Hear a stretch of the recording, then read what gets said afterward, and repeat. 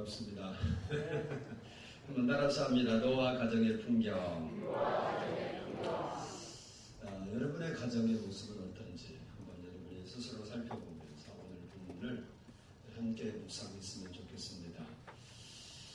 오늘 본문은 대홍수 심판이 끝난 직후에 노아가 포도농사를 짓고 거기서 나온 포도주를 마시고 여러분이 아는데 술 먹으면 열나죠.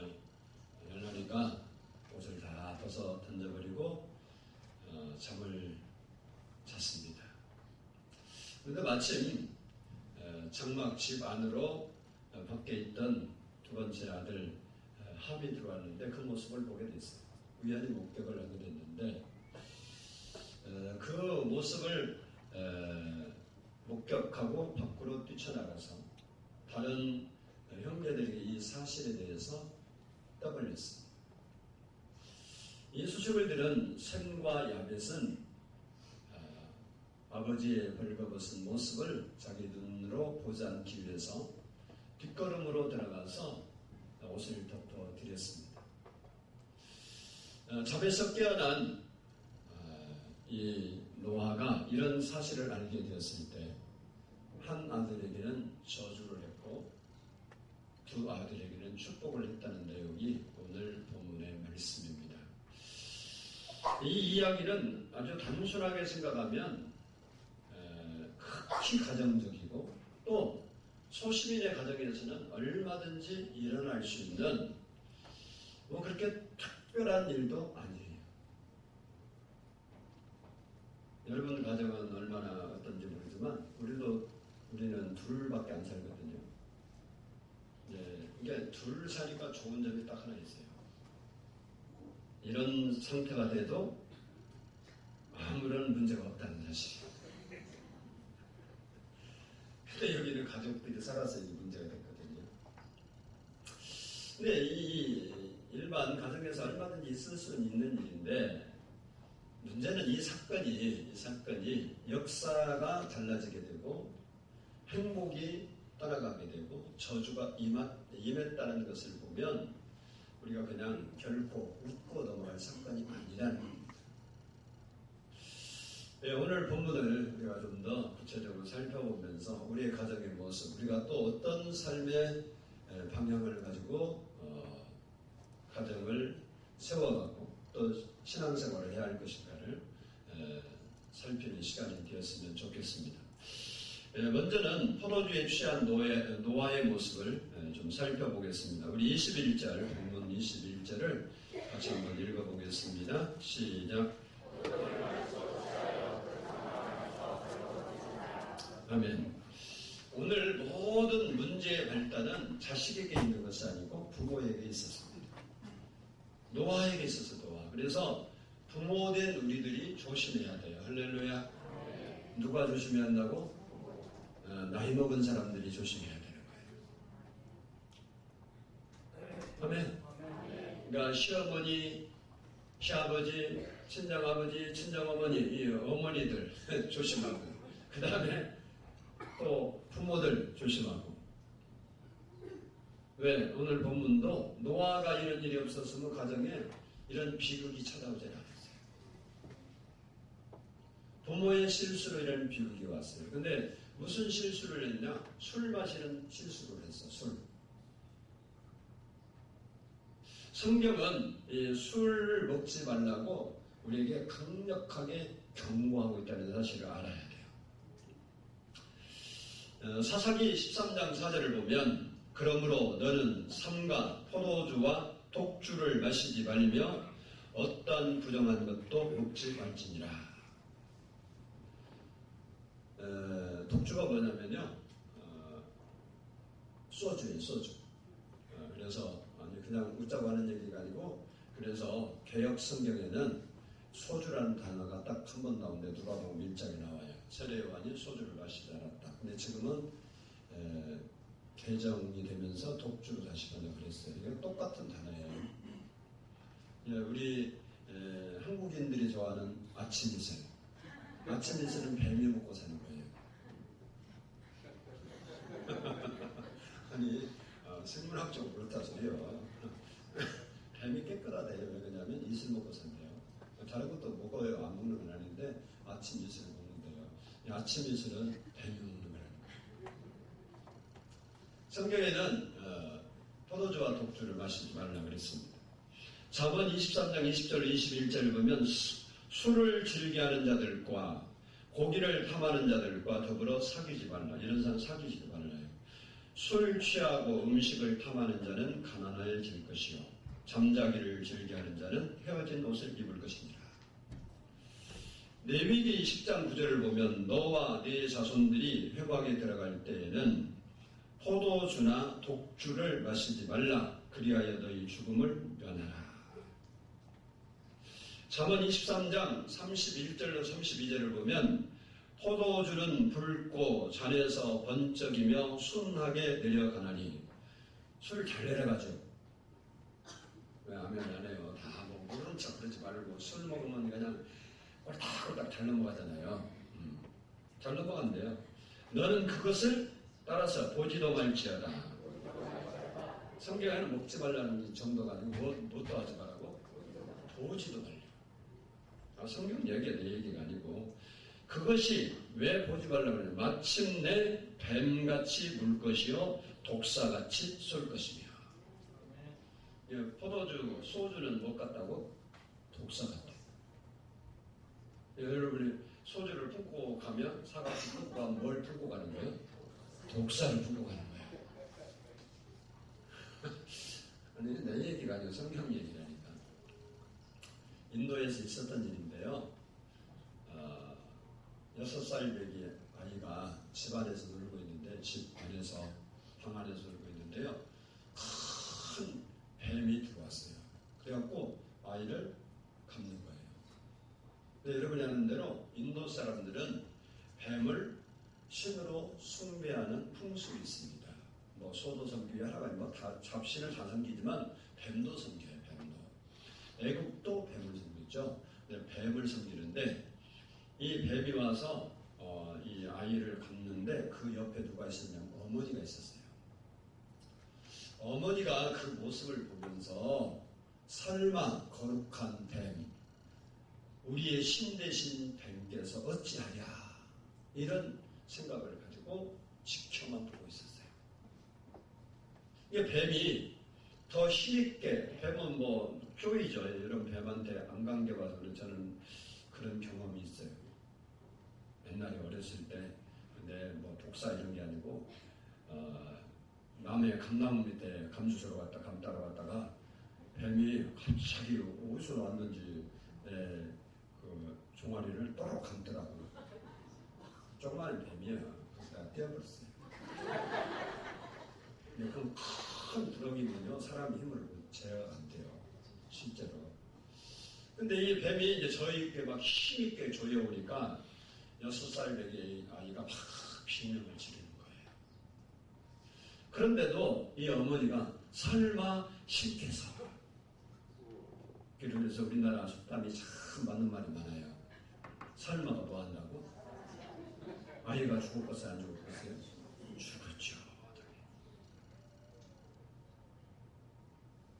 근데 잠언 23장 31절 이하에서 포도주는 마침내 뱀같이 물 것이요 독사같이 쏠 것이다.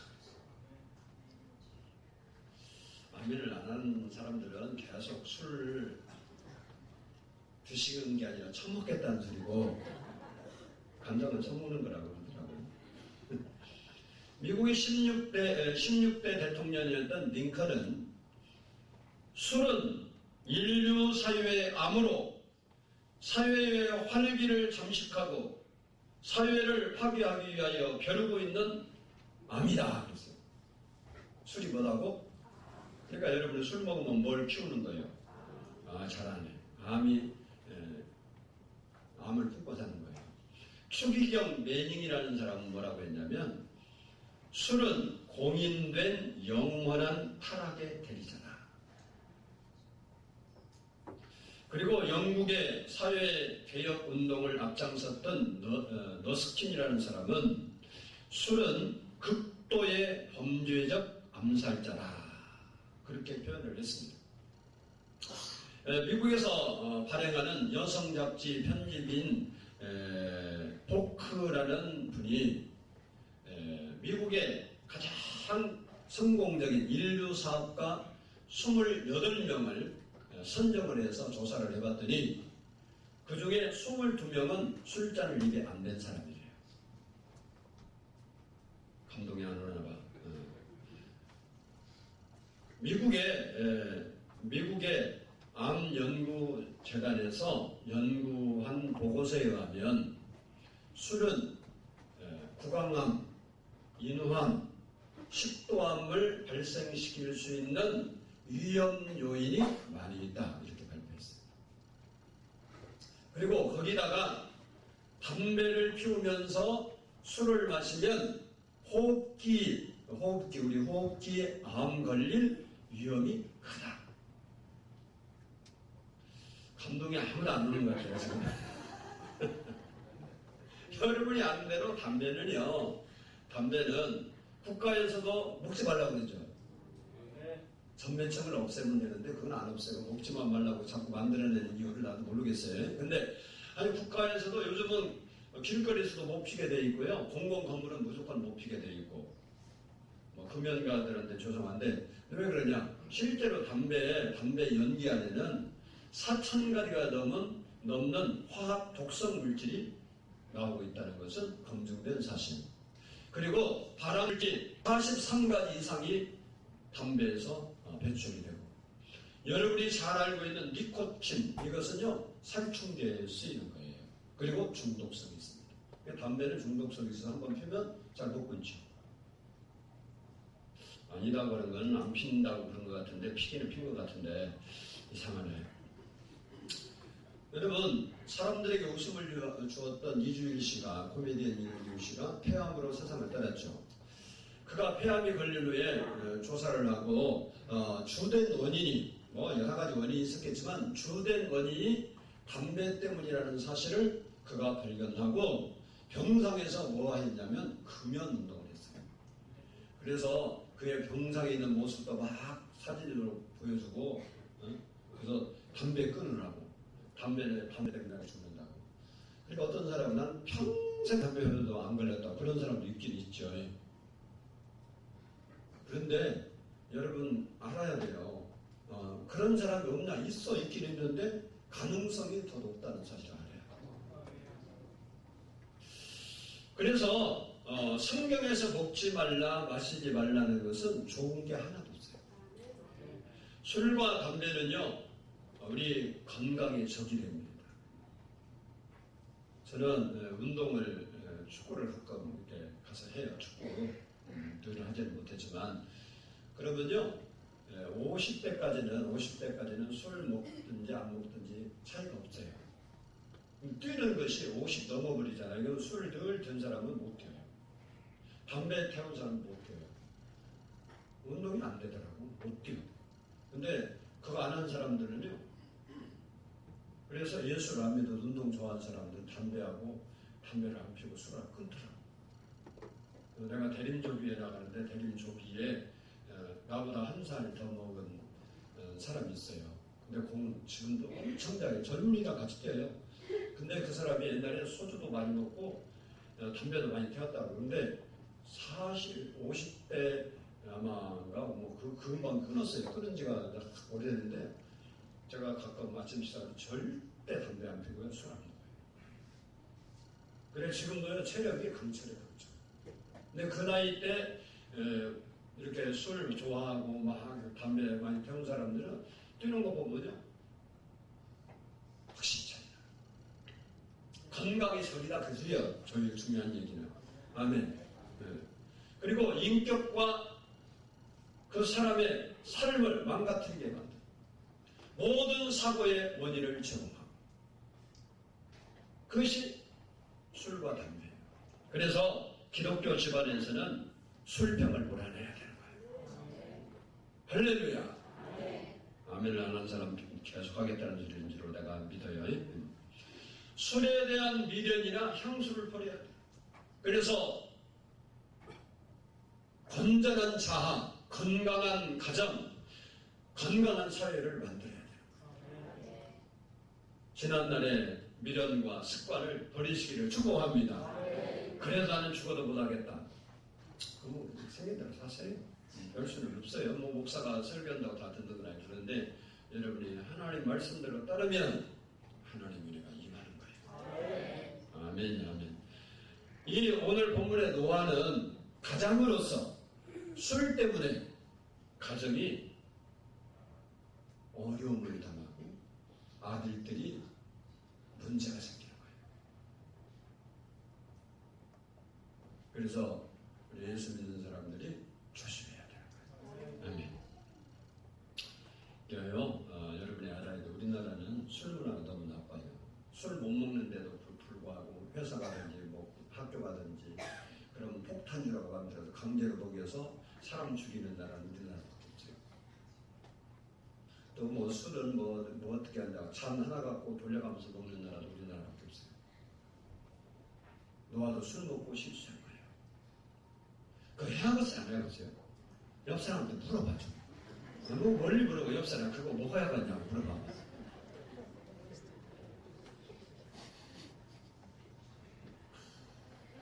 그래도 먹어야겠어요? 그러면 안 되는 거예요. 할렐루야. 확실히 끊어버립시다. 근데요, 예수 안 믿는 사람도 딱 생각해보니까 안 해버리구나. 그러니까요, 내가 아까 얘기했잖아요.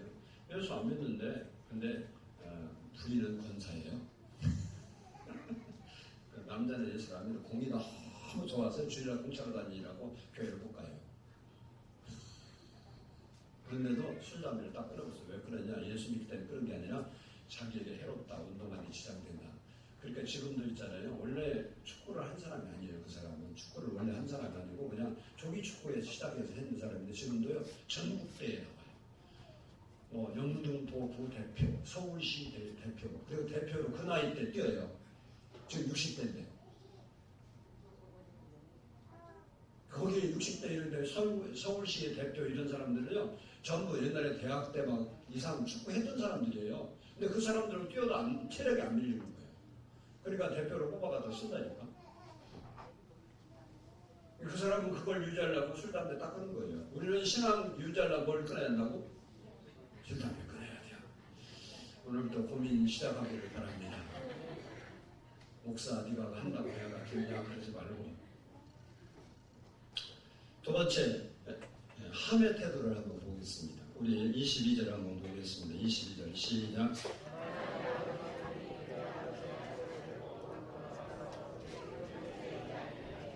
아멘. 대부분의 성경 해석자들은 이 함에 대한 이런 태도에 대해서 자식이 해야 할 도리가 아니었다. 함은 아버지의 벌거벗은 수치를 보고 호기심으로 즐기고 더 나쁜 것은 나가서 형제들에게 알렸다. 오늘 본문에 알렸다는 말이 무슨 얘기냐면요. 공개했다. 떠들어댔다. 고자질했다. 그런 얘기예요. 막 들춰서 막 소문냈다. 이 소리가 다시 얘기합니다. 누가? 함이 그 일을 했습니다. 함은 자식으로서 불효한 자식이 된 겁니다. 여러분이 아는 대로 부모는 자식의 온갖 허물을 덮어줄 뿐만 아니라 기억도 안 합니다. 그런데 함은 아버지의 실수를 떠벌리고 고자질하고 다녔습니다. 성경은 우리에게 뭐라고 얘기하냐? 잠언 23장 25절을 보면 내 부모를 즐겁게 하며 내 낳은 어미를 기쁘게 하라. 그리고 에베소서 6장 1절을 보면 바울이 자녀들아 주 안에서 너희 부모에게 순종하라. 이것이 옳으니라. 따라서 주 안에서 너희 부모에게 순종하라. 주 안에서 순종하라는 거예요. 왜냐? 여러분의 세상의 생물학적 부모보다 주님이 더 높으신 분이기 때문에 주 안에서 하라는 거예요. 다시 말하면 주님의 뜻과 부모의 뜻이 상치될 때는 하나님의 뜻을 따르는 거예요. 여러분이 이 사실을 군대 갔다 온 사람은 잘 알아요. 자기 직속 상관이 누구냐? 소대장, 그 다음에 대대장, 그 다음에 뭐 단장이나 뭐라고 그러죠? 사단장 이렇게 해서 이제 참모총장까지 올라가고 대통령이 제일 끝인데, 예를 들어서 소대장이 아무리 말을 해도 중대장 말이 있으면 상처되면 누구 말을 들어야 하는 거예요? 그렇지, 중대장. 이 말이에요, 이 말. 그게. 근데 둘 다 같으면 들어야 하는데 그렇다. 그러니까 그래서 뭐 안에서 순종하라고 하냐면 주 안에서 순종하라. 부모 효자라고 너 예수 믿지 마라 그래 듣는 것은 효도가 아니에요. 그 부모에게 효도 같은데 하나님께 불효했기 때문에 그건 진짜 불효예요. 그래서 성경은 주 안에서 해라 그런 거예요. 십계명을 봐도 사람과 사람이 대할 때 첫 번째 지켜야 할 계명이 뭐냐? 네 부모를 공경하라는 거예요. 함께 사는 부부도 소중하고 피를 나눈 형제도 귀합니다. 그러나 나를 낳아주시고 생명과 피를 나눠주시고 나를 길러주신 그 부모야말로 가장 소중한 분이라는 말이에요. 그 소중한 부모의 허물을 들추고 약점을 떠버리는 것은 자녀로 할 수 있는 일이 아니라는 거예요. 살다 보면 습관적으로 취미 삼아 다른 사람의 허물을 고자질을 하고 아픈 상처를 건드리는 사람이 있습니다. 이것은 삶을 살아가는 바른 태도가 아닐 겁니다. 남의 허물과 약점을 들추는 나쁜 습관을 우리는 버려야 되는 거예요. 함의 잘못은 덮어줄 줄 모르고 고자질을 하고 떠벌리는 것이 잘못인 거예요. 세 번째로 셈과 야벳의 태도를 보겠습니다. 23절을 읽습니다. 23절 시작.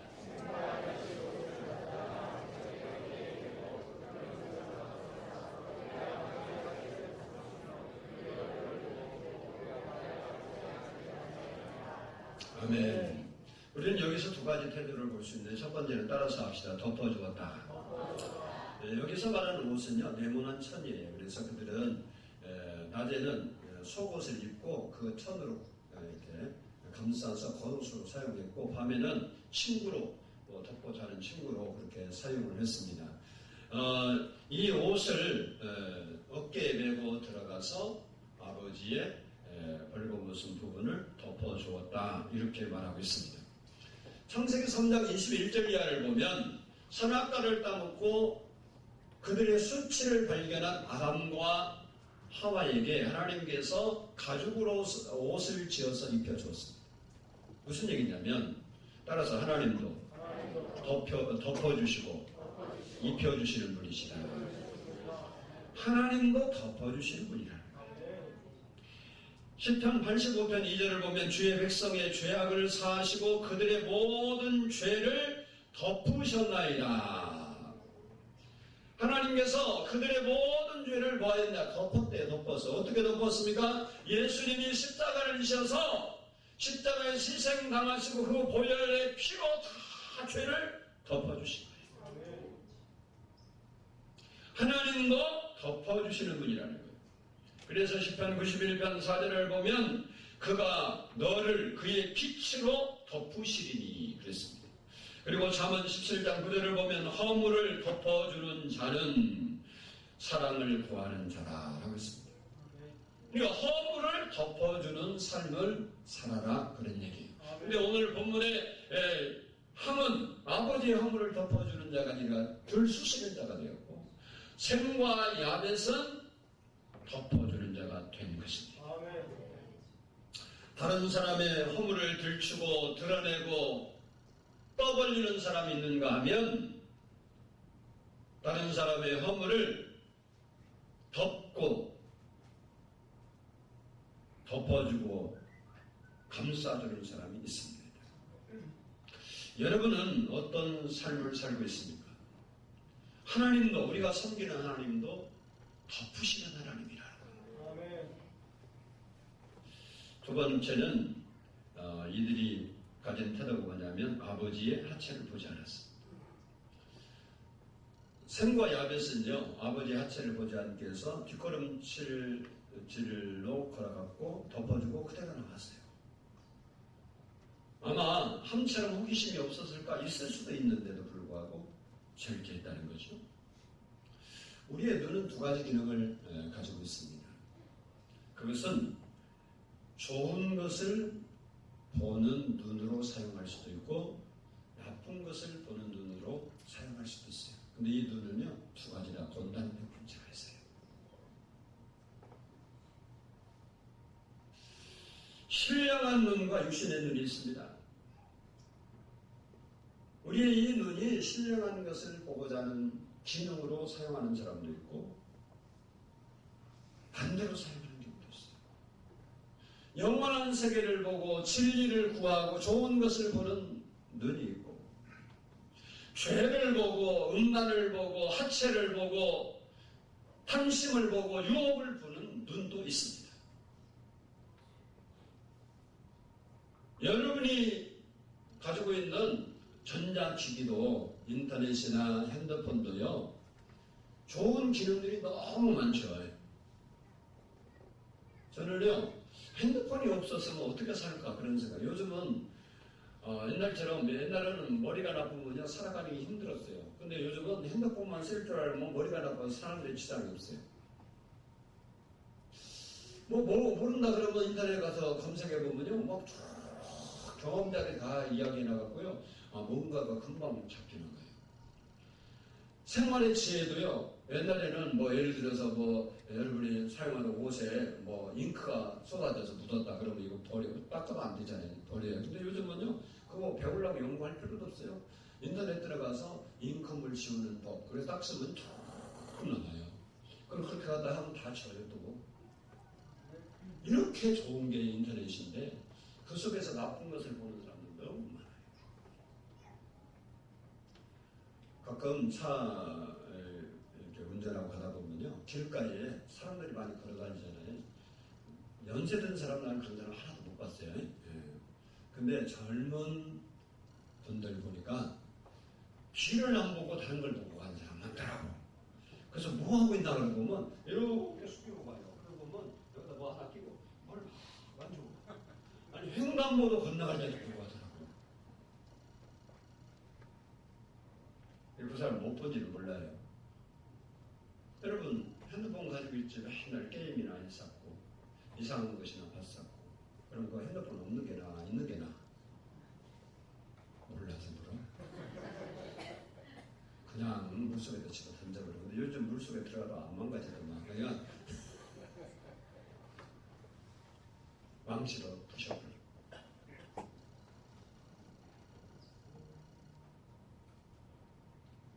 그러다 핸드폰도 그거 다 망가고 나한테 후회하지 말래. 그거 이제 그 소리는 아니니까.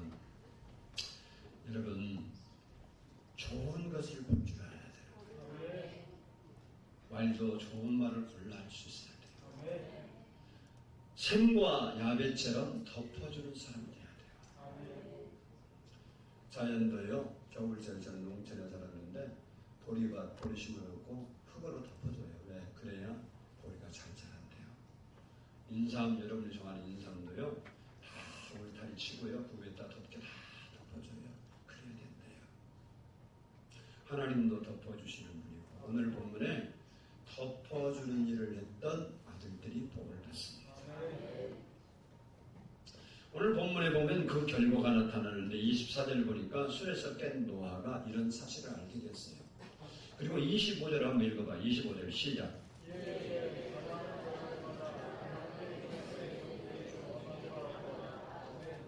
아멘. 훗날에 그들은 피부 색깔이 검은 사람들로서 노예 생활을 해요. 노예 민족 됐다는 거예요. 그래서 셈한테는 뭐라고 그랬냐면 여호와를 찬송하리로다 그랬어요. 실제로 셈 때문에 하나님께서 찬송을 받으시고 셈이 하나님의 영광을 드린다는 거예요. 종교적인 축복을 받아서 셈계열에서 모든 종교가 다 나옵니다. 역사에서도. 지금도 그래요. 한국이 셈족이거든요. 한국같이 이단 많이 생긴 데가 없어요. 세계를 막 쥐었다 놨다는 데도 누구냐면 한국 사람 이단들이요. 문선명이요. 뭐 우리나라는 맨날 이단이라고 꼼짝 못했지만 뭐 일본 막 3,000쌍, 5,000쌍도 결혼을 하고 있잖아요. 생족에서의 종교적 축복을 하나님 주신 거예요, 사실은. 그러니까 성경대로 그렇대요.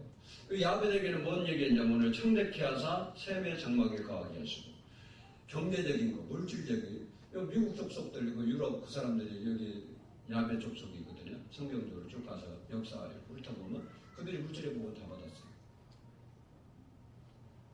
그러니까 성경에 요때 한 것이 지금까지 다 들어오고 있어요.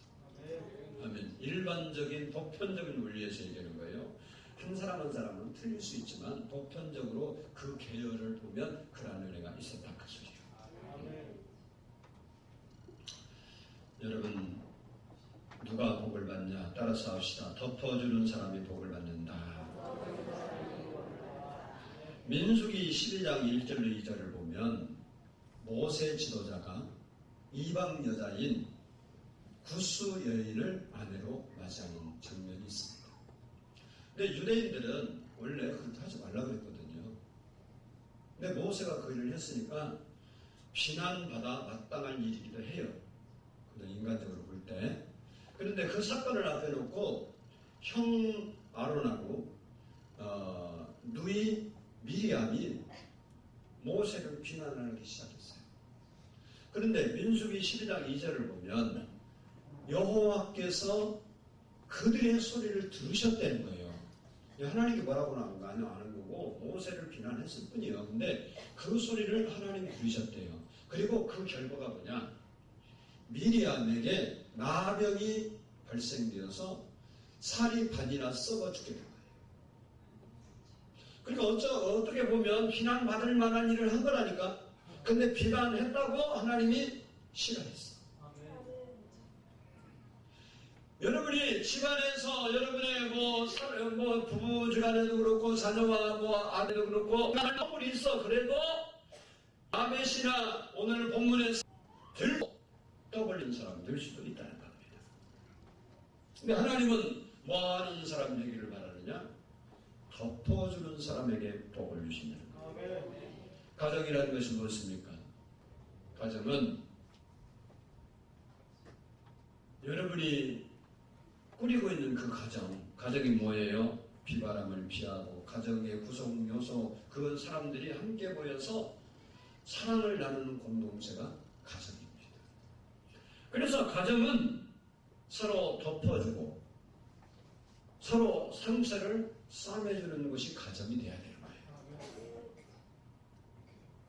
가정에서 서로 잘못을 들춰내고 그것도 모자라서 자기 가정 살을 밖에 가서 터뜨리고 이것은 오늘 본문에 보니까 건강한 가정을 세우는데 유익이 없다 이 소리예요. 교회도 마찬가지입니다. 세상에서 받지 못한 위로가 있고 세상에서 듣지 못한 격려가 있고 세상에서 겪지 못한 치유와 사랑이 있는 곳이 교회여야 된다는 겁니다. 사랑하는 여러분, 우리가 살면서 입 조심하고 말 조심하고 행동을 조심해야 돼요.